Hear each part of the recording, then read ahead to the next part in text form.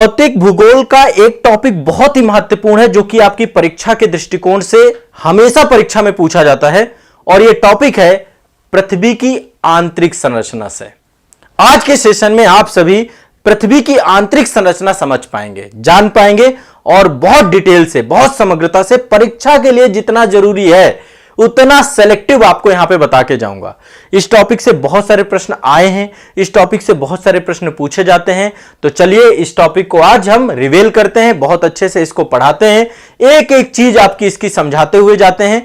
तो आज पृथ्वी के आंतरिक भाग को देखेंगे। देखिए आप देख पा रहे हैं, यह अर्थ है, पृथ्वी है और आपको ऊपर से देखने में तो ऐसा लग रहा है कि जलमंडल है, पानी है इसमें, है ना, वायुमंडल है और वायुमंडल में भी जैसे जैसे हम ऊपर जाते हैं तो टेम्परेचर आपका कम होता जाता है। हम रह रहे हैं तो सामान्य सा जीवन जी रहे हैं, लेकिन पृथ्वी अंदर से कैसे दिखती है? पृथ्वी अंदर से आप देखेंगे तो पृथ्वी के अंदर आग ही आग है। गर्म गैस का गोला थी ये पहले, जब शुरुआत में थी, जब वायुमंडल का विकास हुआ धीरे धीरे धीरे लाखों वर्षों के परिणाम से आज जो है इसमें जल है, जीवन है और एक तरीके से गॉडीलॉक्स जोन में है जहां पर जीवन की संभावना है। तो पृथ्वी में जो जीवन की उत्पत्ति हुई है, लेकिन इसके जब अंदर में जाएंगे आप तो आप पाएंगे, देखिए ये ऊपर का क्षेत्र है जहां पे हम रहते हैं, ये पृथ्वी का अर्थ का जलमंडल है, जैवमंडल है, स्थल मंडल है ना, जहां पे हम रहते हैं। अब यदि हम पृथ्वी के अंदर जाना चाहें, आप देखिए ये है अर्थ, ये इसका बाहरी हिस्सा है, ये इसका बाहरी हिस्सा है। अब ये अंदर का हिस्सा है, आप देखिए अंदर के हिस्से में आग ही आग है। तो आज अंदर के हिस्से की कहानी पढ़ाने जा रहा हूं आपको, कोर के बारे में बताने जा रहा हूं, पृथ्वी के क्रस्ट, मेंटल और कोर, भूपर्पटी, मेंटल और कोर, तीनों के बारे में जानने का प्रयास करेंगे। कुछ इंपॉर्टेंट और बहुत ही शानदार, ये आप देख रहे हैं, ये वाली इमेज से आपको और स्पष्ट हो रहा होगा, ये पृथ्वी की सबसे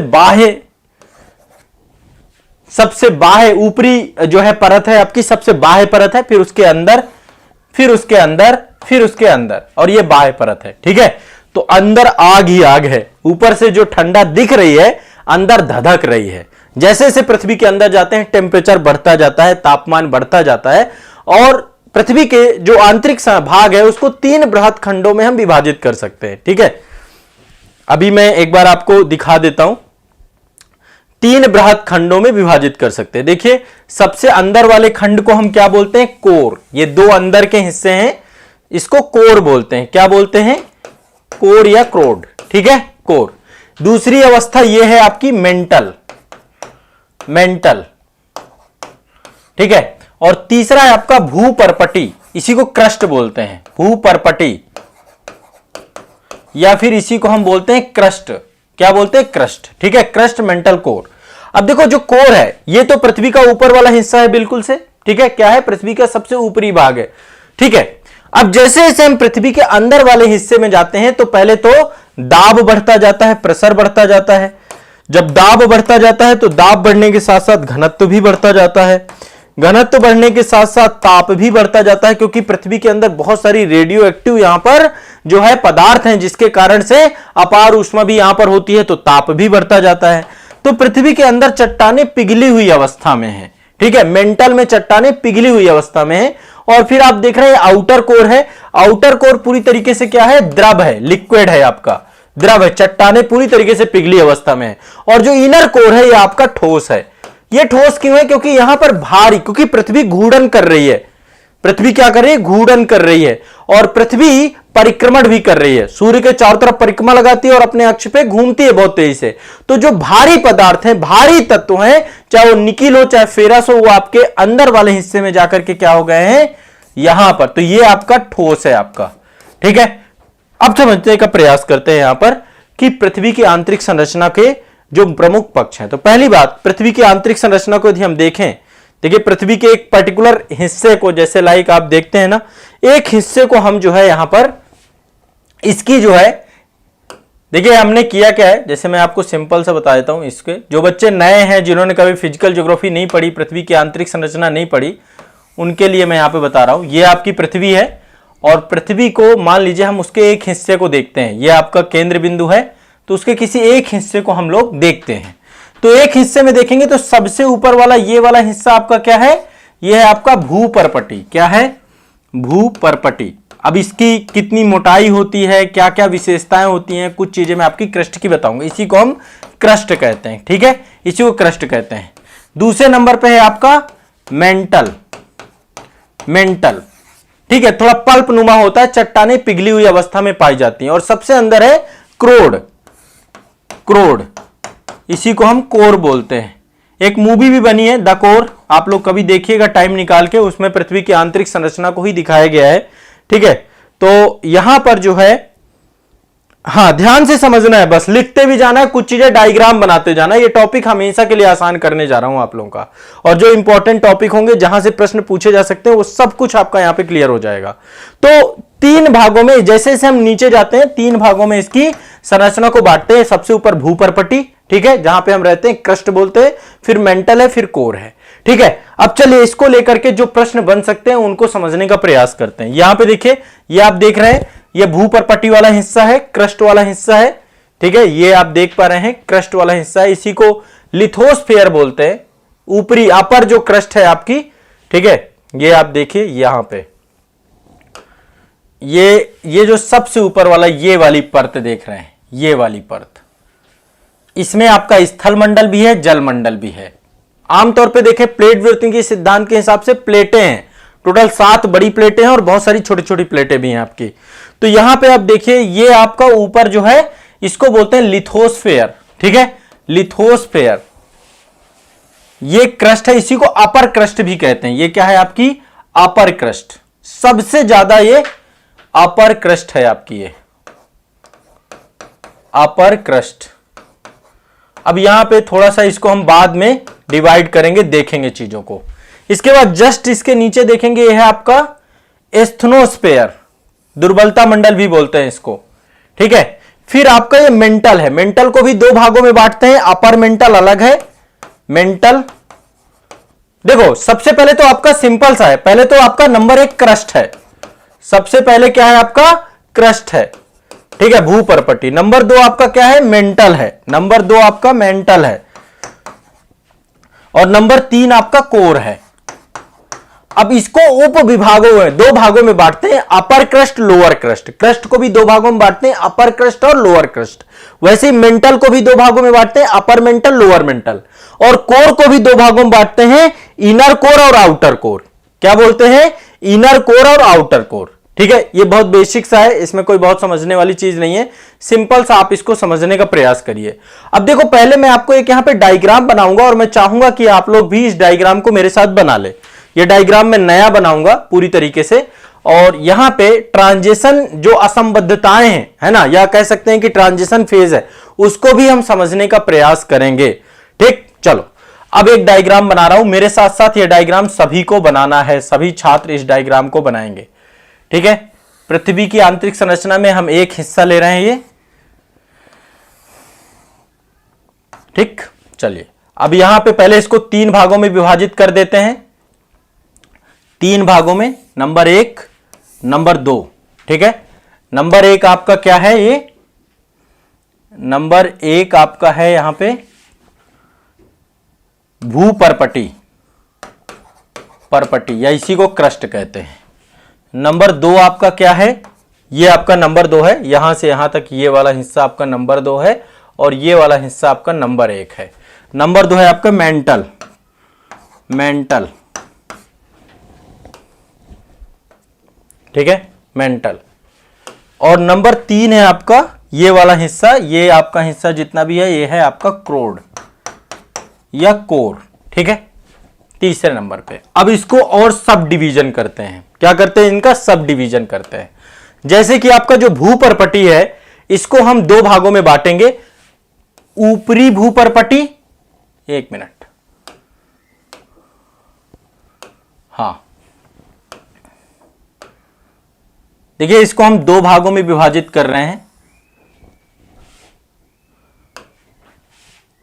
ये वाले हिस्से को 2 भागों में विभाजित कर दिया, ऊपर का हिस्सा ये आपका ए है भूपर्पटी में, इसको हम बोल रहे हैं ऊपरी भूपर्पटी, भूपर्पटी। और ये बी वाला हिस्सा ये है आपका बी, ऊपर ये ए है, ये बी है, ठीक है। इसको बोलते हैं हम निचली भूपर्पटी कह सकते हैं, निचला क्रस्ट बोल सकते हैं, निचला क्रस्ट। क्रस्ट या भूपर्पटी एक ही चीज है बच्चों, कोई दिक्कत वाली बात नहीं है इसमें, ठीक, सिंपल सा, इसको समझाने के दृष्टिकोण से बता रहा हूं। तो इसको हमने दो भागों में बांट दिया, कहिए तो मैं थोड़ा सा इसको और आप लोगों को, ये देखिए एक हिस्सा ये हो गया आपका, ठीक है, और दूसरा हिस्सा आपका ये हो गया, बस बस दूसरा हिस्सा ये हो गया, ठीक है। अब चलते हैं, मेंटल को भी दो भागों में बांट देंगे, मेंटल को भी दो भागों में बांट देंगे। मेंटल को हम दो भागों में विभाजित कर रहे हैं। मेंटल में भी आपका ऊपरी मेंटल और निचला मेंटल, ठीक है। यहां पर भी ए देख लेते हैं, यहां पे ए है आपका ये, और ये आपका बी है, ये है आपका ऊपरी मेंटल, ऊपरी मेंटल, और ये है आपका निचला मेंटल, निचला मेंटल। कोई दिक्कत, सिंपल सा है। इसमें भी हम जो है इसको भी, ये आप देख सकते हैं, और ये वाला हिस्सा,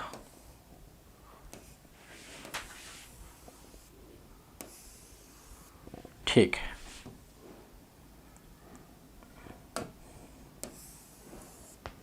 इसके बाद आपका नेक्स्ट ये है, कोर को भी दो भागों में बांट रहे हैं हम लोग, कोर को भी दो भागों में बांट रहे हैं। पहले इत्मीनान से बनाते हुए जाना, ये आपका ए है, ये आपका बी है। ए आपका जो है ये है अपर कोर कह सकते हैं, इसको बाहरी क्रोड बोल सकते हैं, क्या बोल सकते हैं, बाहरी क्रोड, बाहरी क्रोड, आउटर कोर बोलते हैं इसको, इंग्लिश में आउटर कोर या बाहरी कोर।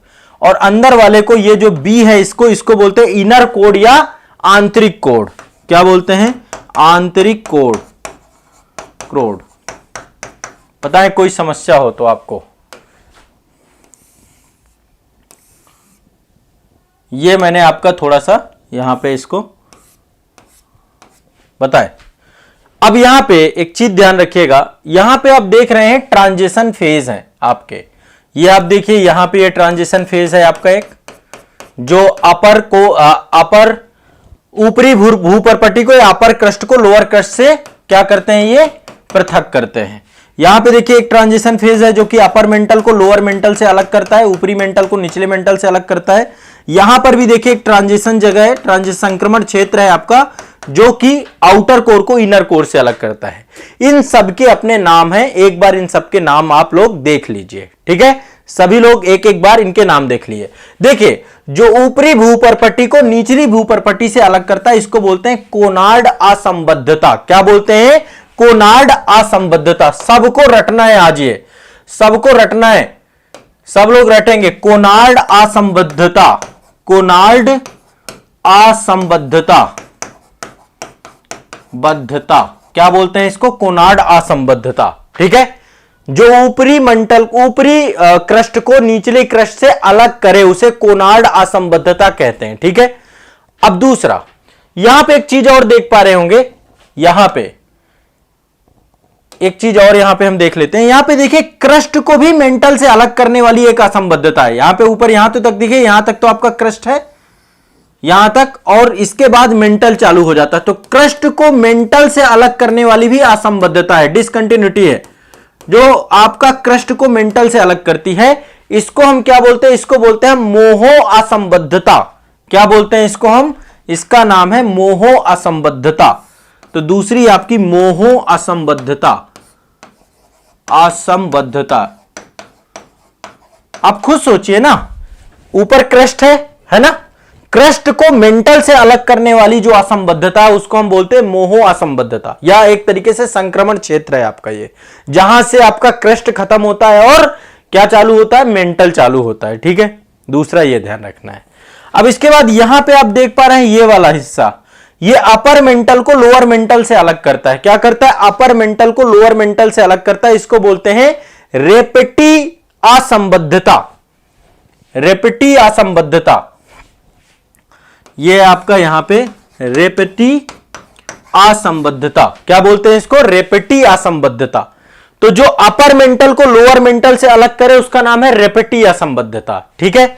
अब इसके बाद तीसरा आप देखते हैं, यहां पे मेंटल को कोर को अलग कर रहा है, ठीक है। मेंटल और कोर के बीच में भी एक डिसकंटिन्यूटी है। यहां पे देखिए मेंटल और कोर के बीच में ये डिसकंटिन्यूटी है आपकी। समझ पा रहे हैं? इसमें कोई दिक्कत तो नहीं, कोई डाउट तो नहीं है? ठीक है, इसको हम क्या बोलते हैं? इसको बोलते हैं गुटेनबर्ग, गुटेनबर्ग असंबद्धता। इसको क्या बोलते हैं हम? गुटेनबर्ग, गुटेनबर्ग असंबद्धता, गुटेनबर्ग असंबद्धता। ये आमतौर पे चीजें याद नहीं होती हैं, आज याद कर लेना है। इसके बाद ये देख रहे हैं अपर कोर को आउटर कोर को इनर कोर से अलग करने वाली जो असंबद्धता है, इसको हम क्या बोलते हैं? लेहमैन असंबद्धता, लेहमैन असंबद्धता, लेहमैन असंबद्धता। बताएं कोई दिक्कत हो? लेहमैन असंबद्धता। तो नंबर 1 आपकी है कोनार्ड असंबद्धता। कोनार्ड आपका जो ऊपरी भूपरपट्टी है और निचली भूपरपट्टी है उसके बीच में आपकी कोनार्ड असंबद्धता है। ऊपरी कृष्ठ को निचले कृष्ठ के बीच में है आपकी कोनार्ड असंबद्धता। ठीक है, दूसरे नंबर पे आपकी है मोहो असंबद्धता। मोहो असंबद्धता आपकी क्या करती है? जो निचला क्रस्ट है, या कह सकते हैं क्रस्ट को मेंटल से अलग करती है। इतना ही आप याद कर लीजिए, क्रस्ट को मेंटल से। या देखा जाए तो ये निचला क्रस्ट है, ये ऊपरी मेंटल है, तो निचला क्रस्ट और ऊपरी मेंटल के बीच की जो असंबद्धता है मोहो असंबद्धता कहते हैं। इसके बाद अपर मेंटल को लोअर मेंटल से अलग करने वाली असंबद्धता को क्या कहते हैं? रेपेटी असंबद्धता कहते हैं। और इसके बाद जो आपका मेंटल को कोर से अलग करने वाली असंबद्धता, या फिर कहें ये निचला मेंटल है और ये आउटर कोर है, इसके बीच में जो असंबद्धता है उसको हम गुटेनबर्ग कहते हैं। और आउटर कोर को इनर कोर से अलग करने वाली जो असंबद्धता उसको लेहमैन कहते हैं। ये सिंपल सी चीज है, एक बार ध्यान से आपको समझना है और ये वाला जो है सेगमेंट आपको याद कर लेना है। सभी लोग एक बार मुझे बताएं, क्या आप लोगों को ये बात समझ में आ रही है?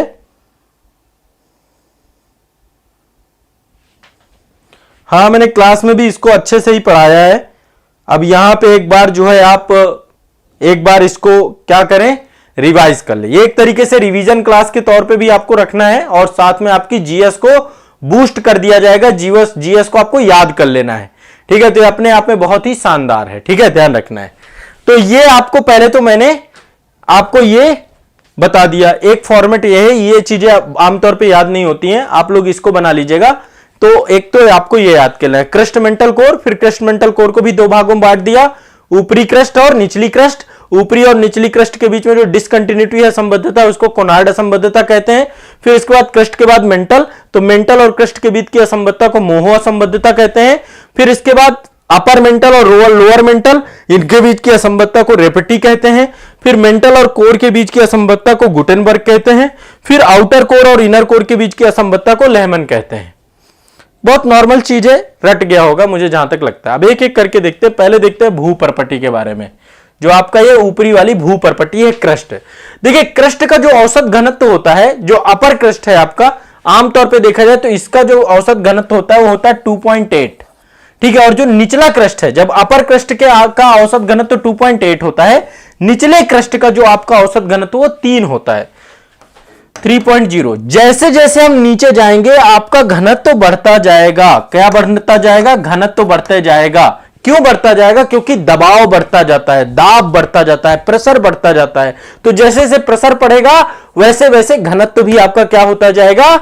घनत्व भी बढ़ता जाएगा। किसी भी पदार्थ का जब उसमें दबाव लगाते हैं, दाब लगाते हैं, तो घनत्व बढ़ता है। ठीक है, तो ये ध्यान रखिएगा। एक चीज तो आपको ये याद रखना है कि जो आपका भूपरपट्टी है इसका घनत्व कितना है? 2.8, और ये निचले क्रस्ट में लगातार बढ़ती जाती है, क्योंकि घनत्व में यह अंतर दबाव के कारण आ जाता है। दबाव बढ़ता है तो घनत्व बढ़ता है। जैसे जैसे हम नीचे जाएंगे ये बढ़ने लग जाएगा। ठीक है, दूसरी बात, अपर क्रस्ट और निचले क्रस्ट के बीच में कौन सी डिसकंटिन्यूटी है, कौन सी असंबद्धता है? कोनार्ड असंबद्धता। ये बहुत सिंपल से ध्यान में रखना है।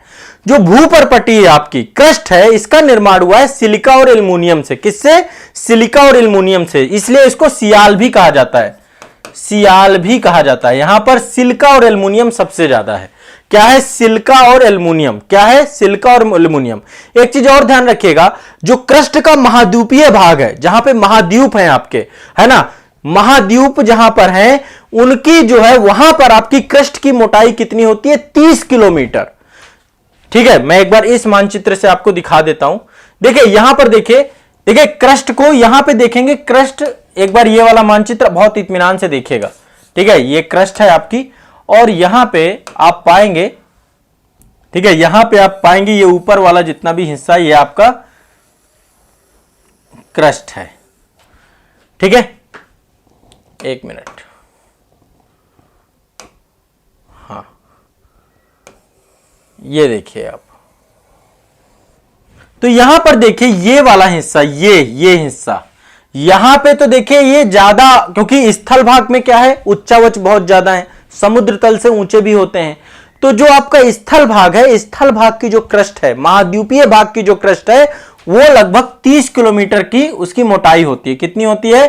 30 किलोमीटर मोटाई होती है। कितनी होती है? 30 किलोमीटर, ठीक है, मोटाई होती है। और जो आपका महासागरीय क्रस्ट है, आपकी महासागरीय भूपरपट्टी है, जहां पे महासागर हैं, उसकी बात करें तो वो आपकी टोटल 5 किलोमीटर होती है। तो क्रस्ट की मोटाई महासागर में कम होती है और स्थल भाग में ज्यादा होती है। सिंपल सी बात यह है। अब देखो, जो महाद्वीपीय क्रस्ट है ये आपकी हल्की होती है, क्योंकि ग्रेनाइट की परत होती है। किससे बनती है ये? महाद्वीपीय क्रस्ट आपकी ग्रेनाइट की चट्टानें होती हैं, ग्रेनाइट से बनती है, ग्रेनाइट से। और वही जो महासागरीय क्रस्ट है ये आपकी बेसाल्टिक होती है, बेसाल्टिक चट्टानों से बनती है। ठीक है, तो इसका घनत्व तो ज्यादा होता है इसकी तुलना में, इसीलिए ये हल्की होती हैं, ऊपर आ जाती है, और ये नीचे होती है। महासागरीय जो आपकी प्लेट होती है वो काफी भारी होती हैं। हमेशा महासागरीय प्लेट ही सबडक्ट होती है, नीचे जाती है। महाद्वीपीय प्लेट आपकी सबडक्ट नहीं होती कभी भी। तो यहां पे क्या रखना है? महाद्वीपीय क्रस्ट आपकी कैसी है? ग्रेनाइट की परत की है, और महासागरीय की परत आपकी बेसाल्टिक है। ये दिमाग में बैठा के रखना है। ठीक है, और एक चीज और दिमाग में रखना है कि महासागरीय क्रस्ट का घनत्व तो ज्यादा होता है, महाद्वीपीय क्रस्ट का घनत्व तो कम होता है। यानी महाद्वीपीय भूपरपट्टी जो होती है वो हल्की होती है महासागरीय भूपरपट्टी की तुलना में, क्योंकि उसकी डेंसिटी आप खुद देखिए ना। एक बड़ी सी नाव, लकड़ी का एक बड़ा सा टुकड़ा जो है जल में तैरता रहता है, और पानी जो है लोहे की एक छोटी सी कील डूब जाती है। उसके पीछे का रीजन क्या है? आपका घनत्व ही तो है। जब घनत्व ज्यादा होगा तो महासागरीय जो आपकी प्लेट है बेसाल्टिक चट्टानों से बनती है, इसका घनत्व ज्यादा होता है, इसलिए ये नीचे रहती है आपकी। और ये जो है आपकी ग्रेनाइट चट्टानों से बनती है, और इसका घनत्व महासागरीय की तुलना पे कम होता है, इसलिए ऊपर रहती है, ऊपर फ्लोट करती रहती है। ठीक है, जब आपको प्लेट व्युत्पन्न की सिद्धांत पढ़ाऊंगा तो ये आपको चीजें और क्लियर हो जाएंगी और स्पष्ट हो जाएंगी। तो एक बात आपको ये भी ध्यान में रखना है। ठीक है, स्पष्ट है? तो पहला तो आपका हो गया क्रस्ट, दूसरा है मेंटल। दूसरा हिस्सा आपका मेंटल का है। ये अब हम आपको इसको कंप्लीट खत्म। अब नेक्स्ट बात करते हैं मेंटल की। ये आप देख पा रहे हैं, ठीक है। मेंटल लाइक यहां पे चट्टानें पहली बात पिघली हुई अवस्था में पाई जाती हैं। ठीक है, कहां पे? पिघली हुई अवस्था में। और मेंटल आपका जो है दो भागों में है, मैंने आपको बताया था, अपर मेंटल और लोअर मेंटल। तो अपर मेंटल आपका लगभग ये 70 किलोमीटर से स्टार्ट होकर के 400 किलोमीटर तक है। ये 70 किलोमीटर से लेकर के 400 किलोमीटर तक आपका क्या है? अपर मेंटल है, अपर मेंटल है आपका। ठीक है, और उसके बाद जो है आपका ये पूरा जो है लगभग 2900 किलोमीटर क्षेत्र में आपका मेंटल फैला हुआ है। आपका जो लोअर मेंटल है कितना? 2900। ध्यान रखना है इस बात को। ठीक है, 2900 तक फैला हुआ है आपका। ठीक है, यहां पे चट्टानें पिघली हुई अवस्था में होती हैं। भूपरपट्टी या जो आपकी एक तरीके से प्लेटें हैं, आपकी जो क्रस्ट है इसी के ऊपर तैरती हैं, आपकी एस्थेनोस्फीयर के ऊपर ही तैरती हैं आपकी। ठीक है, तो मेंटल आपका पृथ्वी का लगभग 83% आयतन जो है लिए हुए है, और 67% द्रव्यमान लिए हुए है।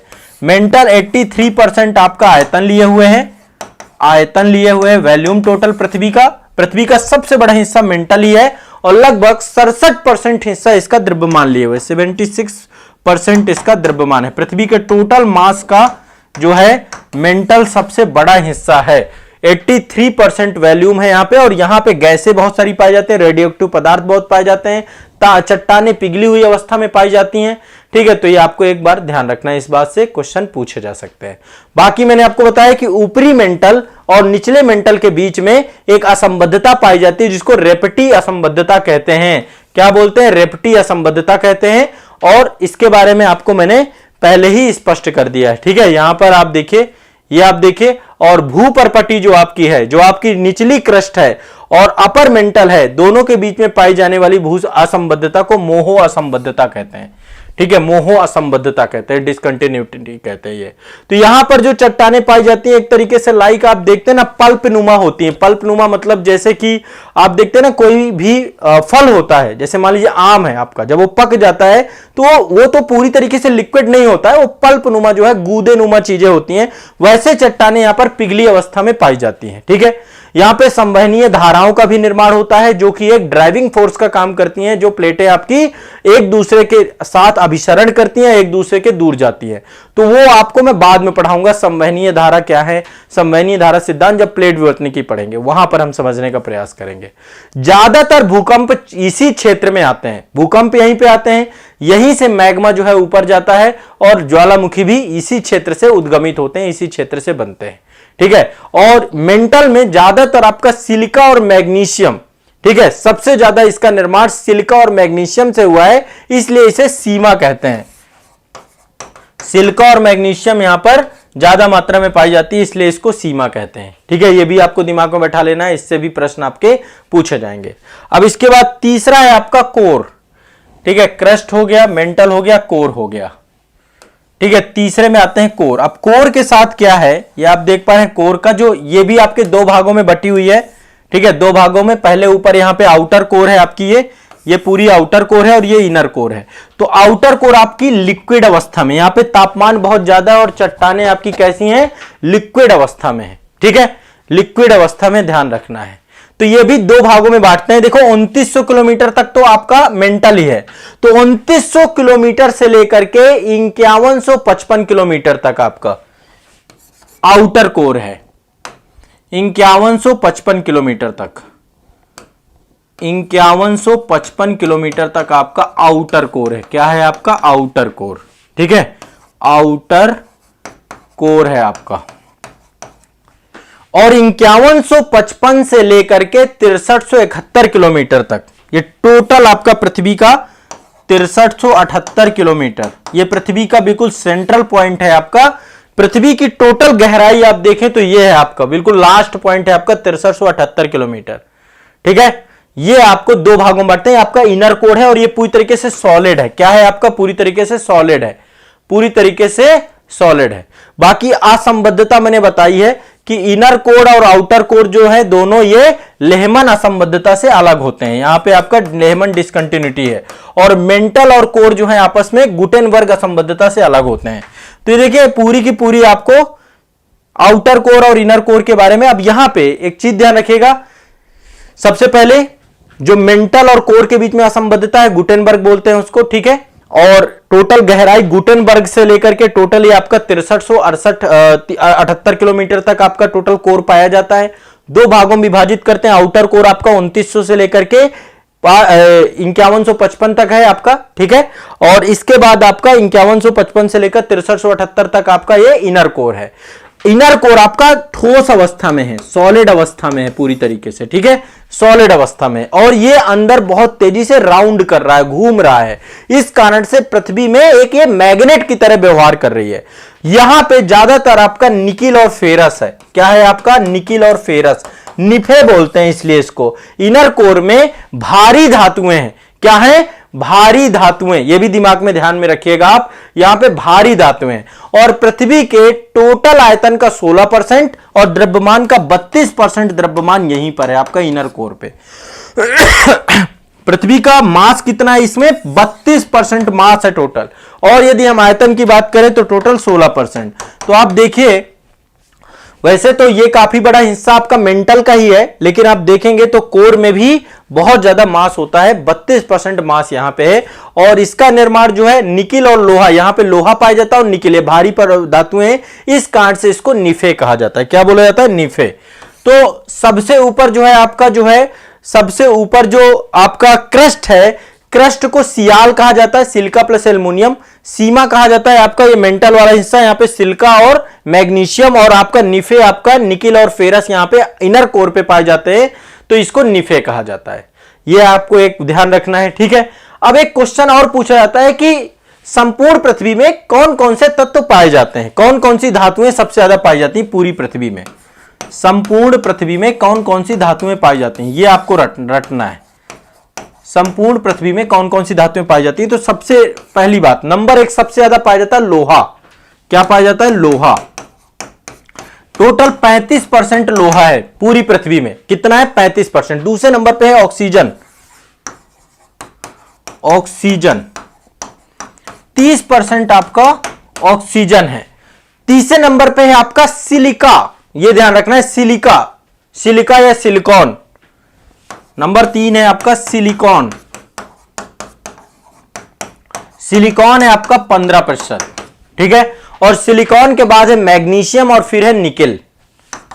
मैग्नीशियम और फिर है आपका 5वें नंबर में निकेल। तो ये सबसे ज्यादा पाई जाने वाली धातुओं का क्रम है। मैग्नीशियम 13% पाया जाता है और निकेल जो है आपका 2.4% है। तो ये पूरे पृथ्वी का क्या है? एक आपका जो है क्रम है कि कौन कितनी पाई जाती हैं। अब देखिए एक क्वेश्चन और पूछता है कि चलिए ये तो हो गया संपूर्ण पृथ्वी में, क्रस्ट में कौन से तत्व पाए जाते हैं सबसे ज्यादा? क्रस्ट में, भूपरपटी में, क्रस्ट में सबसे ज्यादा भूपरपटी में पाई जा रही है। तो पूरी पृथ्वी का है ना, इसमें आपका क्रस्ट भी है, मेंटल भी है, कोर है, सबको जोड़ के रखते हैं। अब क्रस्ट में पाई जाने वाली सबसे नंबर 1 है ऑक्सीजन।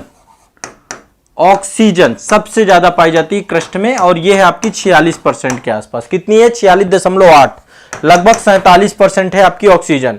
नंबर 2 पे है सिलिकॉन। नंबर 2 पे है आपका सिलिकॉन, भूपरपटी में पाया जाने वाला सिलिकॉन आपका है 27.7%। ये लिस्ट बना लेना आप। तीसरे नंबर पे एल्युमिनियम। तीसरे नंबर पे आपका एल्युमिनियम। एल्युमिनियम पाया जाता है 8.1%। 8.1%। इसके बाद है आपका लोहा क्रस्ट में। समझिए पृथ्वी के, एक मिनट,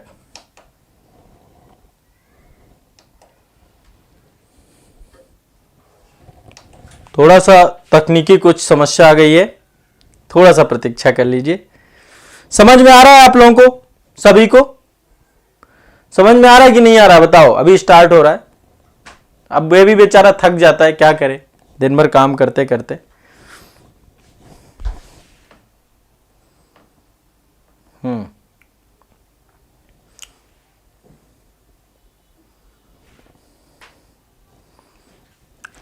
समझ में आ रहा है आप लोग?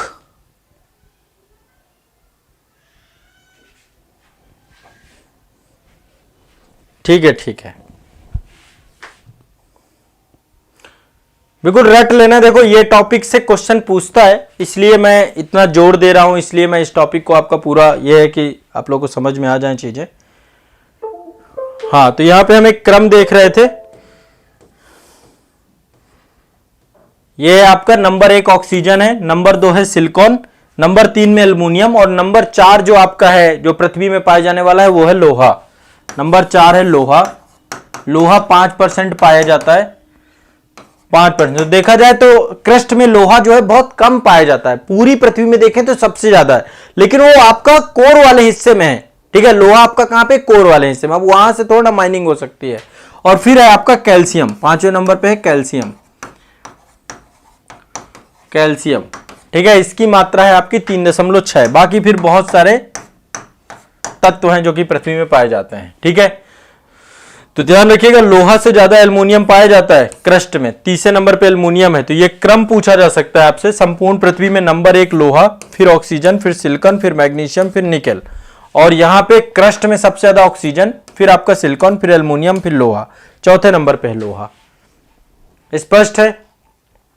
ठीक है, तो ये आपका भूपरपटी से जुड़ी हुई, पृथ्वी की आंतरिक संरचना से जुड़ी हुई कुछ महत्वपूर्ण बातें थी जो आप लोगों को बताना था। ठीक है, अब देखिए एक बार यहां पे और समझ लीजिए कि पृथ्वी की जैसे जैसे हम आपके अंदर जाते हैं, जैसे जैसे हम गहराई में जाते हैं, वैसे वैसे पृथ्वी का घनत्व बढ़ता जाता है। जो आपका ये ऊपरी अपर क्रस्ट है, अपर क्रस्ट है जो आपकी यहां पे तो घनत्व रहता है 2.9।